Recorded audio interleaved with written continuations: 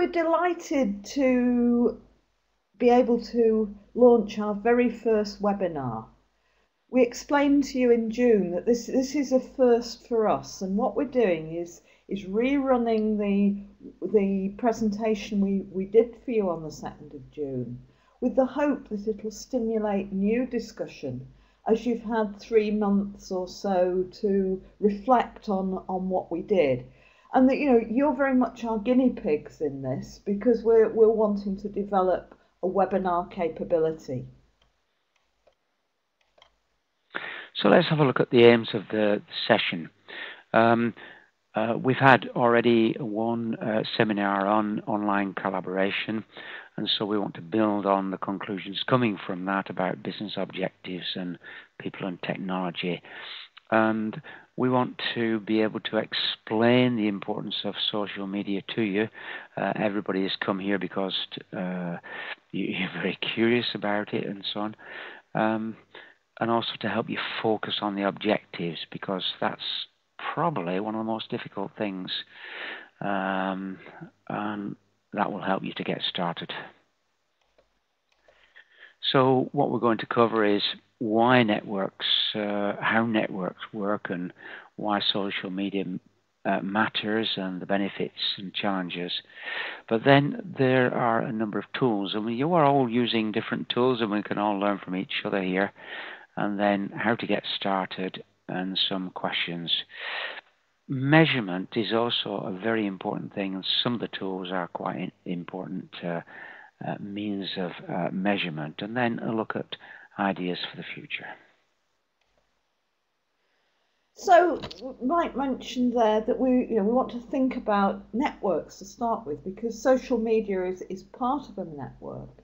And looking at modern social media, it has, in recent books, been likened to an 18th century coffee house, which at first glance seems a bit strange. But if you think about the 18th century coffee house, they were set up for consuming what were then exotic beverages, but they became very intense social, and it has to be said, business places of face-to-face meeting.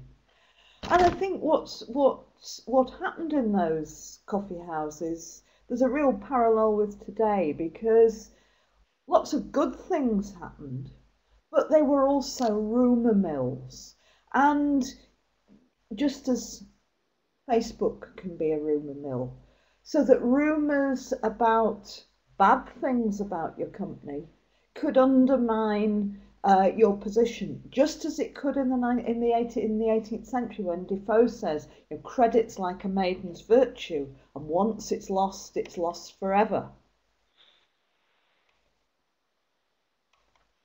I think what's interesting about the thinking about these parallels was, we've said that the coffee houses were intense face-to-face hubs of business intelligence and gossip, and they were centralised within the so-called square mile of the City of London. And if you look at the map, you can see that the coffee houses were adjacent and were overlapped with the businesses, and some of the coffee houses turned into businesses. But I think what's important was the intensity of the experience of this intense face-to-face interaction.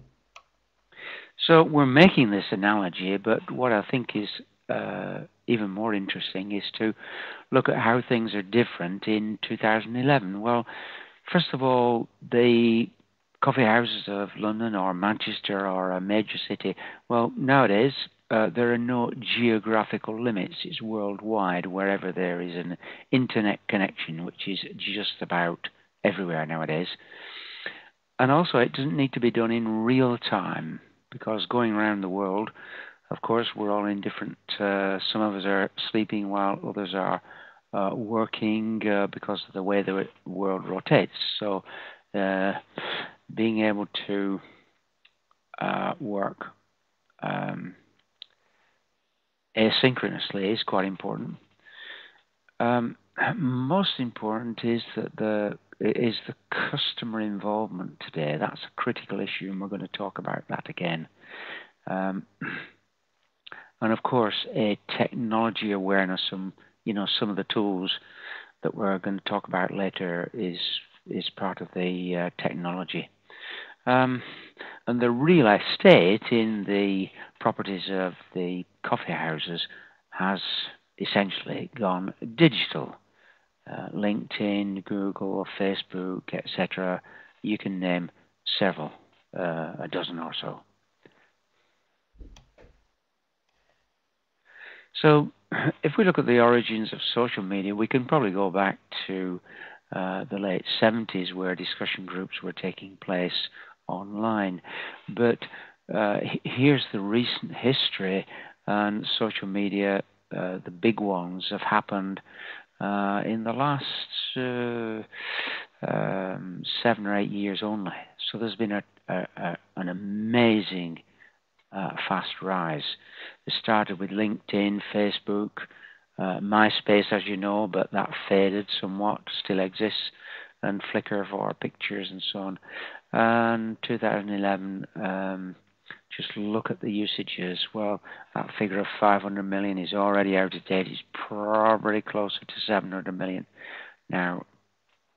LinkedIn, of course, did a very successful IPO earlier this year.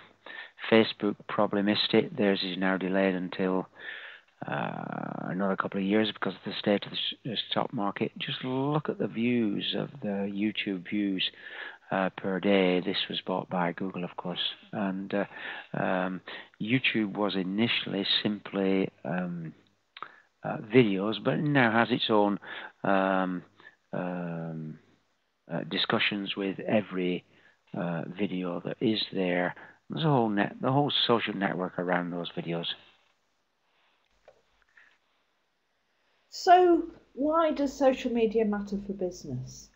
We're not going to show this video clip during this webinar, but do go into it to have a look at it, because it really does demonstrate the speed with which social media has grown, the points Mike's just been making, and the sense that this isn't just a passing fad. It is changing the way that we do business, and understanding both what the potential benefits to business, but also if there's a social media storm around your business and you're not familiar with social media, this can have really damaging effects. And Mike had personal experience of that with the OMM event in Borrowdale in 2008.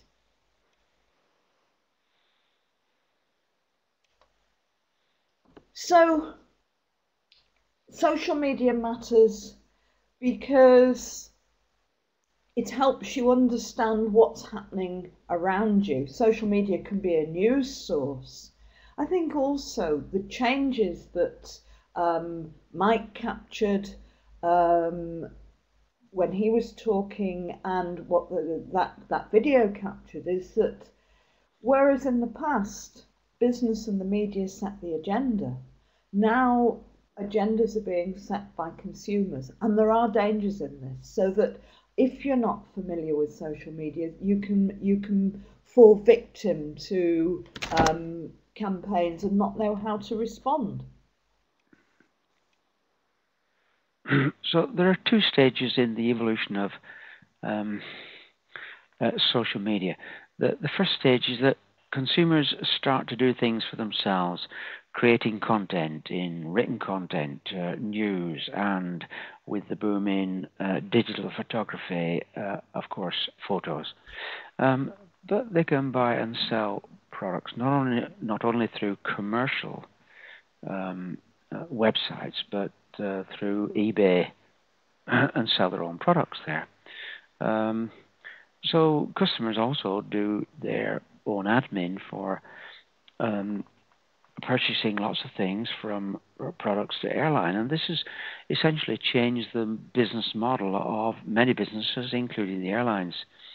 So that's the first stage. But in the second stage, there's a realization that there is a need to engage, an engagement between businesses and consumers, or consumers and consumers, if they are selling directly to themselves. The engagement is discussing things that are relevant and important to those people. And it is this engagement that we're going to be talking about. In that engagement, the consumer can be talking about your product. You can't control that. You can take part in the discussion, but you can't control it.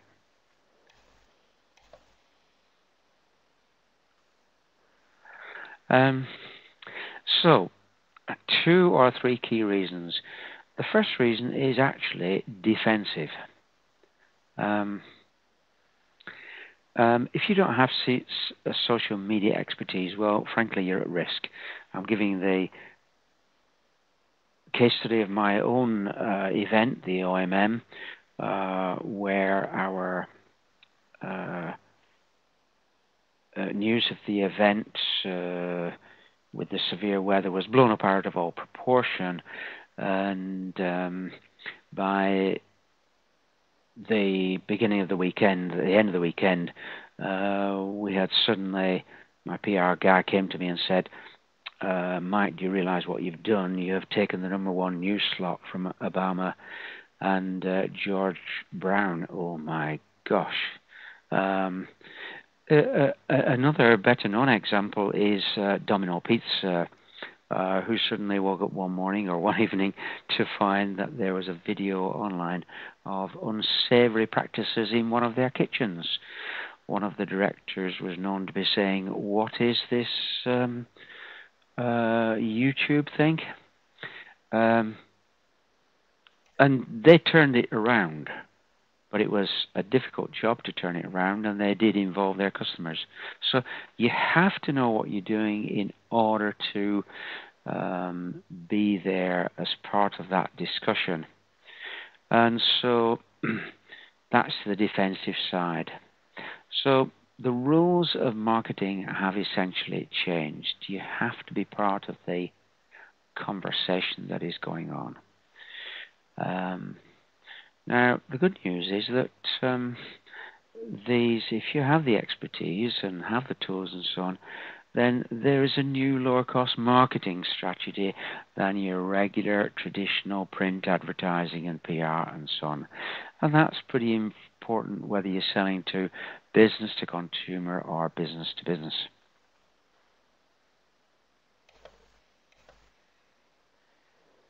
So, what are the benefits of social media? Well, first of all, it can be very cost effective. You can cut your conventional advertising, not remove it altogether, because social media tends to run alongside conventional advertising, but you can certainly reduce it. And more quickly, you can reach a wider audience. I think social media enables you to get a better understanding of what's going on around you, and that can help generate new business leads. I think social media is about sharing information, and that sharing can both increase the efficiency of your overall operation, but also increase traffic to your website, which is clearly one of the reasons for doing it. But I think more broadly, and we'll be talking about this in some depth, it's about better understanding your customers, so that it's about improving communication and at times collaborating with customers.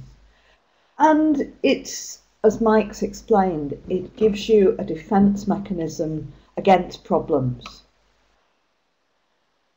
But there are, of course, limits. There are security issues that are always raising their heads in the media.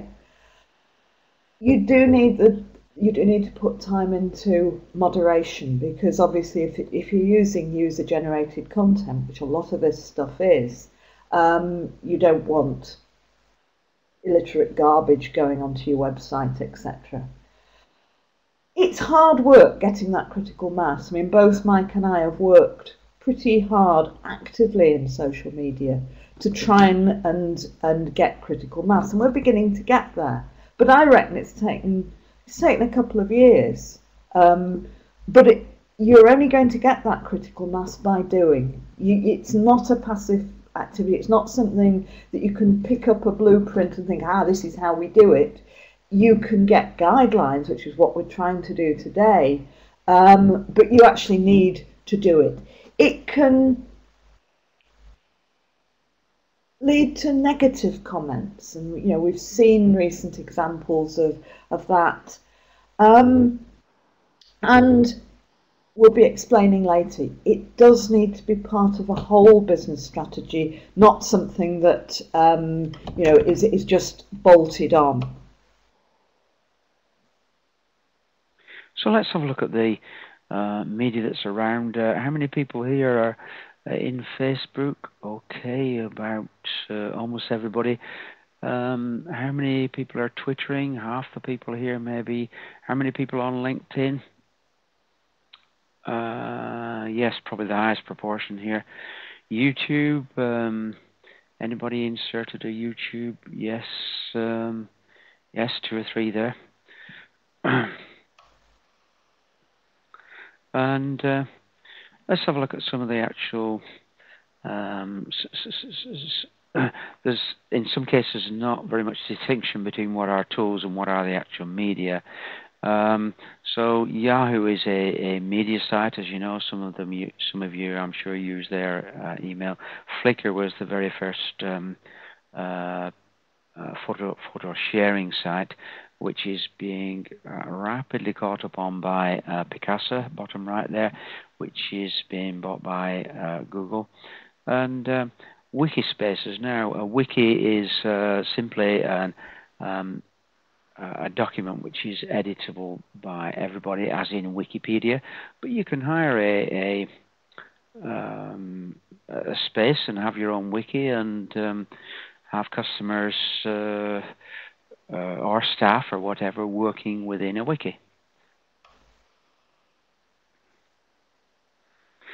So more tools. Blogger, of course, was also an independent site and was purchased rapidly. One of Google's early purchases.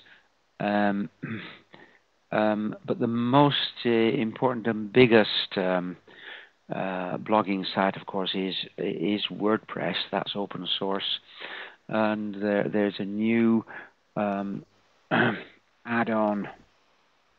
plugin now called BuddyPress, which we've actually used on our own site, Innovation for Extremes, which enables people to comment, but only people who are logged in, not casual commentaries. Ning is a site that's rather like Facebook, but you can use it for as an invitation-only space, talking to customers or talking to employees or on a password basis. So you can get the equivalent of Facebook to use in the way you want to use it.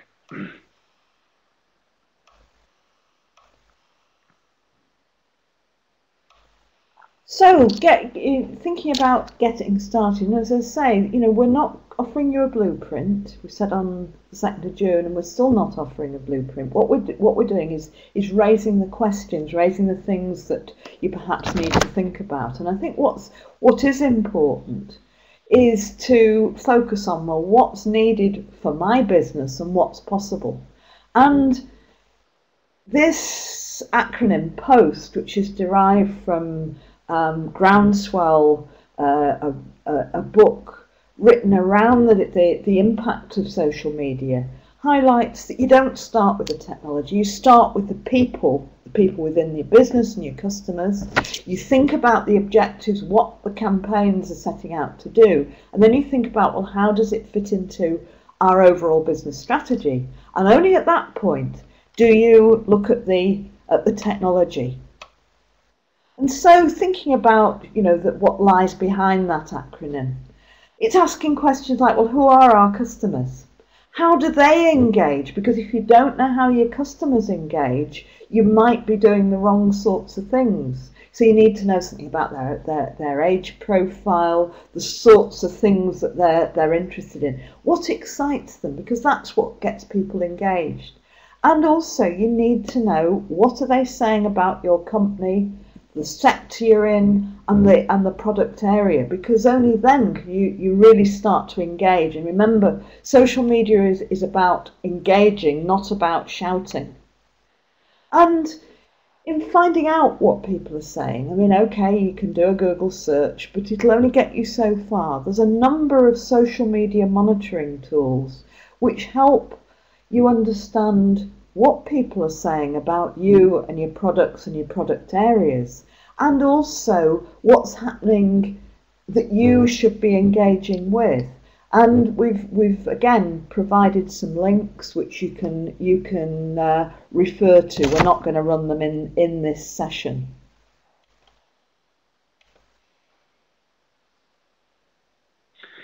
So let's have a look at the objectives. You must be careful that you don't leap in grabbing hold of the technologies, which is the last thing to look at, just because they are there and they're in front of you. Have a look at what you want to do in terms of customer interaction. Do you want to involve your customers' innovation? That's certainly what I've done in my last business. People who engaged me on email, I then invited them into a special place. I called it a lead user group. You might want to involve them in, an example here of a business person here wanting to involve the customers in recipes for bakery products and so on. So have a good long thing and do involve your staff in doing that. So the strategy is, how are you going to get there? What do you want to change? Do you want to change the image of the company because you're thought of as in a certain way and you want to be thought of in another way? And so on, but decide what it is you want to do and make sure that you are making the changes within the company rather than saying this is what we are really, so that what you are can be properly reflected. And only at that point, when you've done all that thinking, asked all those questions, do you start thinking, well, what are the right tools for the job? And I mean, this little diagram is, putting social media at the middle, but sort of getting you to think about, well, are we wanting to share? Are we wanting to discuss? How do we want to do it? And therefore, which are the right tools to use?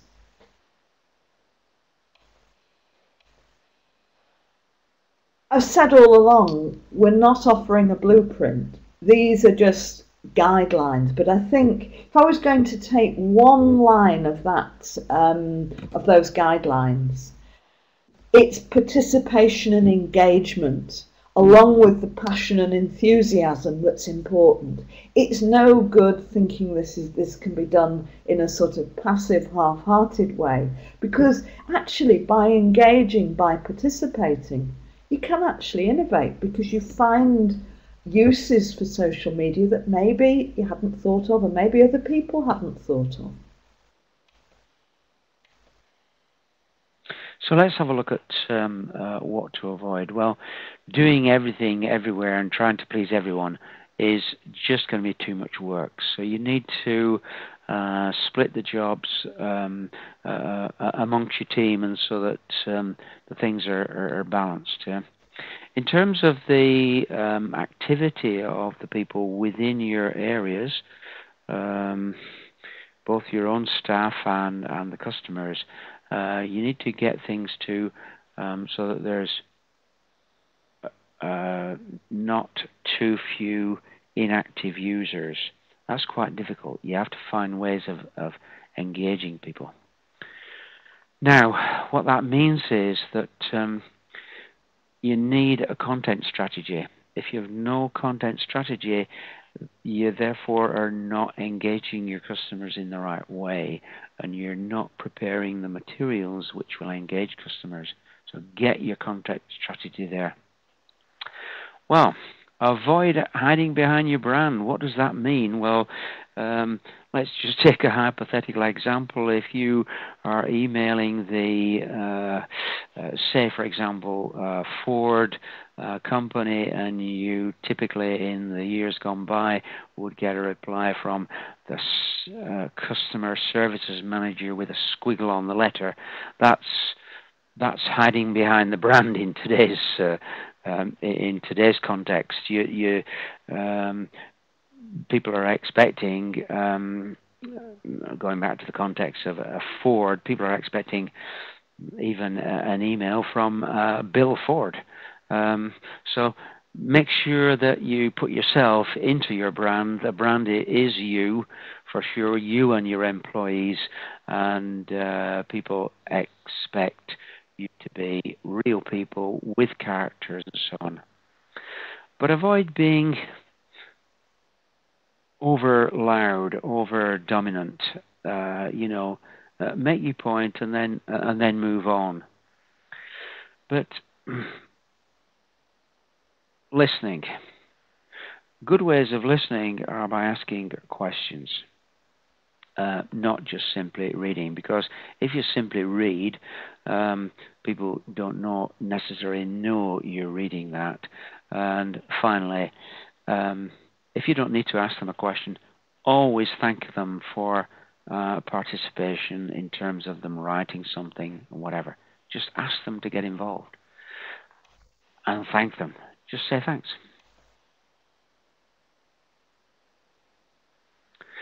So, the steps to getting started, define plan and objectives, but most critically, involve your employees, find out who are the ones who are enthusiastic and have the skills and so on, and get closer to customers. But in creating content, you also have to think like a journalist or a publisher and start to accumulate content which will effectively engage your customers or employees, if in fact that's what your objectives are. And also measure what's important. There's all sorts of measurement tools as to what's going on, and many of the measurement tools are embraced within the software itself. So, in measuring results, you can use something like Google Analytics, which will see the sources of the hits on your website, help you measure search engine optimization, etc. But you can also use those social media monitoring tools that I was mentioning earlier. Not religiously, but because you know yourself whether you're engaging. But I had a really interesting experience when I shifted onto Sprout Social over the summer, and I realised that actually my level of engagement was much lower than I thought it was. And simply by adjusting the way I did things a little bit more, commenting a bit more on other people's tweets, I suddenly found a spiralling upwards in the amount of mentions that our stuff was getting. And that, I think, I learnt from that. So I don't sort of, every day go into Sprout Social and see what my engagement ratio is. But I've actually learnt something about practice, and I think that's really, really important. Here's an idea, which is, if you like, off coming in from the wings or off the side. 2D barcode readers are now common, can be downloaded into mobiles. And we'd like to show you this example. I'll just describe it now. You can click on the link later.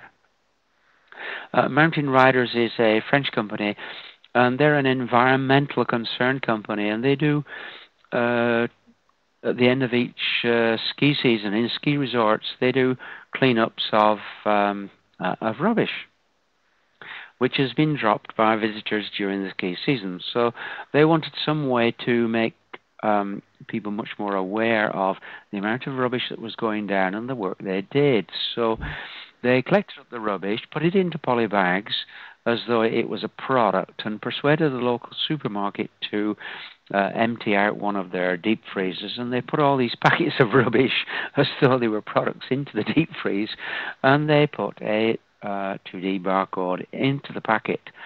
And you'll see on this video, when you see it, that people were amused and puzzled, but as people scanned the barcode, which some of them did, the number of people using the website rocketed by 70%. So, in other words, this is an idea off the wall, off the wings, but it's still it's a way of engaging and involving people. So it's off the track. There's lots and lots of room for innovation and doing things differently. So here's to that good innovation to you all. Hope you have a successful future social media session. And what we thought was we'd get you to revisit the questions we asked on the 2nd of June. We got you to review the social media tools you were using, the challenges, the aims of adopting social media, your customers, etc. And we thought what could be an interesting discussion would be where you have moved since then, what you've learned since then, what's gone right, what's gone wrong. And again, review those questions to take away about how you communicate with customers, how it could be improved, and have you improved it? The ways you collaborate, the ways customers bring value to your company, and competitors' use social media strategies. You know, have you learnt things about what your competitors are doing since the 2nd of June? So thank you very much. Thank you.